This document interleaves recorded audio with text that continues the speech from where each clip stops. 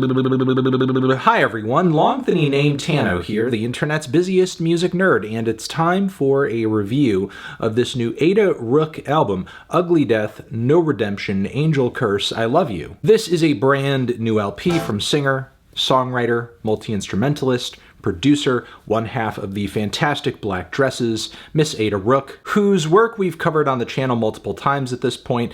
Black Dresses, in my opinion, even came out with one of the better records of this year so far. Black Dresses' output over the last several years has been so attention-grabbing, it's almost easy to forget that Rook has her own solo discography that she's been slowly building up for years at this point, with records that range from art pop to industrial to video game soundtracks. Her own albums sometimes being even more boundaryless than the already wide array of sounds that Black Dresses cover. Her last proper full-length album was dropped a few years ago with the release of 2020 Knives, which was a hulking hour-long album that was a bit difficult to wade through. However, it seems like distillation and focus is the name of the game on Ugly Death, No Redemption. The sounds of electro and industrial and ultra-aggressive dance music are nothing entirely new for Ada here, but she really drills down into these sounds for a very hellish and cohesive 35-minute listen, with crushing distortion, searing screams, pummeling kick drums, all fed into some truly twisted fusions of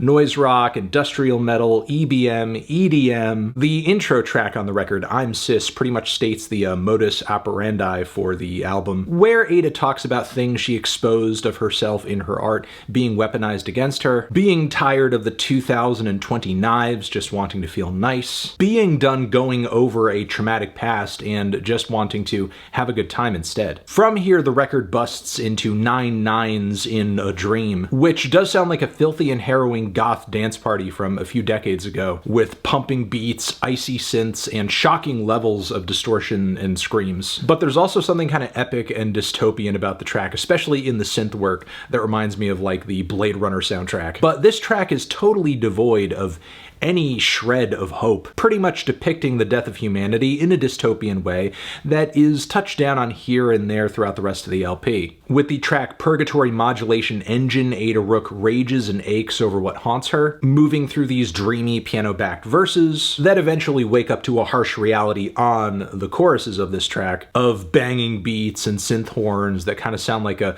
trap EDM fusion with industrial metal riffs. There's a serious sense of dread to this track, of waking up and pushing past the ugliness in your life and the world. Then we have the track True You, which might be drowned in the most lo-fi distortion of any track here. Features one of the most sinister choruses on the LP too, because lyrically on this track, Ada comes across as being so overwhelmed with rage and shame that she may not even know who the real her is. And between the sequence beats, screams, cleans, and synths, Ada continues to deliver to the audience this very animated play on industrial metal. The goth club bangers, though, come back on the song Gravity Weapon, which is maybe the closest this LP comes to dishing out a hit, as the pumping beats and riffs on this one are exhilarating. There are some midpoint tracks on the LP that I'm on the fence with, like on the very chaotic Coward to Coward. There are some heavy beats and rapid-fire laser synths on this track. The performance is intense, but this one lacks any musical ideas, like many other tracks here have,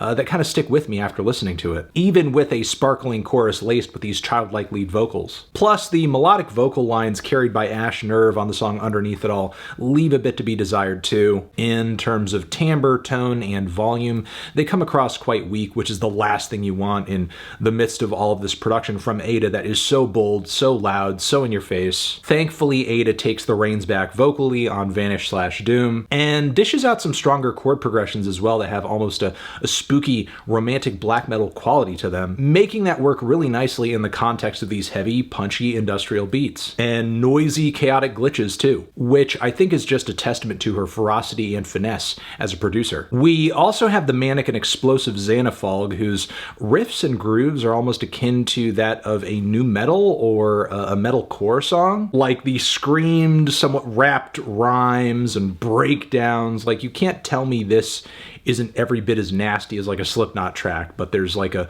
more noisy, intense, and almost like bedroom type feel to the production. And to boot, there's some wild and jittery dance passages that contrast from these riffs too. Meanwhile, the lyrics on this track come across like a very unsettling commentary on self-delusion or doubt. Following here, we have Night in a Secret World, which is a very low-key transitional cut that segues into the following track. It not only brings a moment of peace instrumentally to the record, but also a narrative shift, with Ada singing about shedding her anxieties, her agony, her obsessions, but also these remnants of light and goodness too. Maybe jettisoning all of these intense emotions, going in either direction in order to reach some kind of like numbness or purgatory, just a place where everything kind of shuts off and can be relaxed. And the closing track, Shadow Hearts, just like the intro cut to this record and the second track as well, brings this energy, this idea of release, again, letting go of inhibitions. So in that sense, there is something about this LP that does feel a bit full circle. A lot like the latest Black Dresses record, I wouldn't say this LP has a super clear linear narrative going on in it, but it does focus on a particular type of feeling and point of view, and it doesn't move off of it, or it doesn't finish creatively. The record, I'm saying, doesn't finish until it's like done with that feeling. It's done kind of processing it. And again, that focus not only comes through in the lyrics, but the tone of the music as well. Now, with that being said, were there a few cuts here who musically and instrumentally I wasn't crazy about, or after I listened to the entire LP, did the whole thing feel a little one-dimensional? Yes. But still, this project did hit hard. I do see a lot of creative parallels between this and the latest Black Dresses record, which I did like. And this thing probably has some of the best industrial and electro-industrial you're going to hear this year, so I definitely recommend that you should check it out.